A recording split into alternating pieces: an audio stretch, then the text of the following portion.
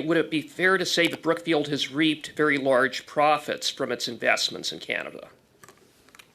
That would be correct, although I okay, just in terms and of while Brookfield has reaped large profits in Canada, it has paid relatively little in the way of Canadian taxes, correct? Correct. And help me understand how Brookfield avoids paying taxes in Canada. As I understand it, Brookfield sets up a complex web of foreign subsidiaries in which investment funds ultimately end up in Bermuda, the Cayman Islands, and other tax havens, correct? Correct. Okay, and that's precisely what Mark Carney did when he was the chair of Brookfield, when he set up the $10 billion or $15 billion Global Transition Fund. He registered it in Bermuda.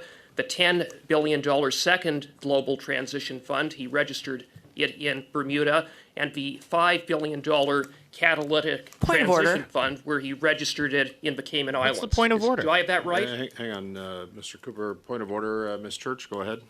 Mr. Chair, I'm just wondering if we can ask yourself as the chair to please illuminate how this line of questioning is relevant to the study of this committee, which pertains to a review of the Conflict of Interest Act, and not about either the tax dealings of any particular individual or of tax law, frankly, generally.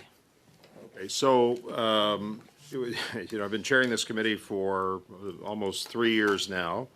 I generally give a lot of latitude, as we do in the House, for members of the committee to use their time.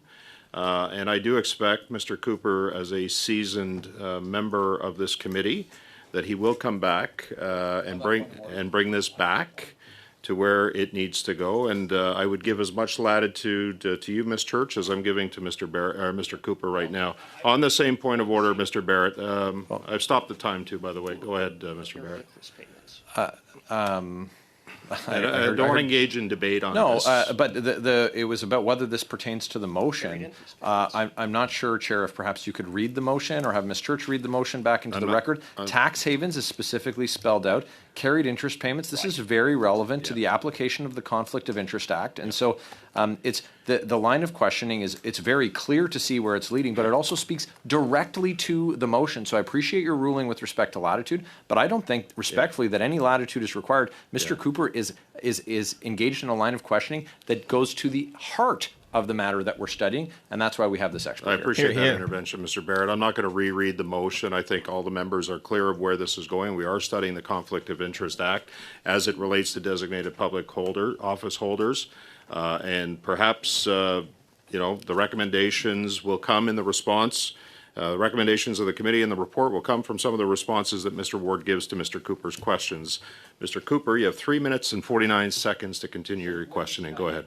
So to the witness, did I get that right with respect to Mark Carney setting up 3 major multi-billion-dollar clean energy funds from Brookfield in tax havens, including Bermuda and the Cayman Islands?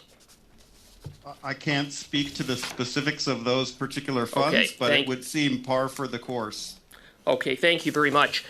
On page 12 of your report, there is reference to Brookfield's tax gap over the last 5 years between 2017 and 2021. Just so that I'm clear on what a tax gap means, it is measuring the difference between taxes actually paid and taxes that would have been paid if the statutory Canadian tax rate had been applied to profits reaped. Do I have that right? That is correct. Okay. And according to your analysis, or the analysis cited in your report, Brookfield's tax gap in just 5 years between 2017 to 2021 was over $6.5 billion. Is that right? That's correct, and that was based on research done by the Canadians for Tax Fairness and by some analysis from the Toronto Star as well. So it would be fair to say that the extent of Brookfield's tax avoidance, taxes that it should have otherwise paid in Canada in just 5 years, was over $6.5 billion. Yes, I mean, the tax gap is looking at the statutory rate, and there are some reasons why legitimate reasons why companies pay below that, but that's an indication of a major underpayment of taxes that, in the spirit of the law, should have been paid in Canada to finance public services in Canada. Yeah, I'd say $6.5 billion is a lot of money. Would it be fair to say that Brookfield is Canada's largest tax dodger amongst corporations? It has been labeled as such, and if it's not the largest, it's clearly in the very top tier. Well, your report cites 123 of Canada's largest corporations, and it found that the largest tax gap for 2017 to 21 was none other than Brookfield, right? Correct. Thank you, Mr. Chair.